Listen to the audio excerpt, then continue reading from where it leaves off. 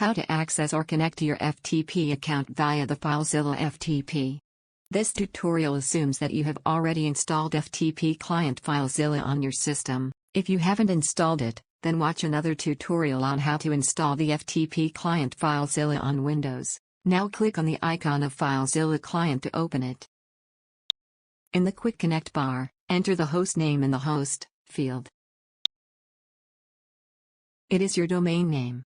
Now enter the username into the username field and password into the password field. Enter the port number at which your server listens. The default port number is 21. You may leave the port field empty if your login information doesn't specify a certain port to use. Now click on the Quick Connect button. Notice that the server pane is now displaying files and directories on the connected server. The top area of this pane shows a directory tree and a detailed listing of the contents open is displayed below. The local pane displays the local files on your computer. It is also displaying a directory tree at the top and the contents of the open directory below. You can upload or download files using these two panes.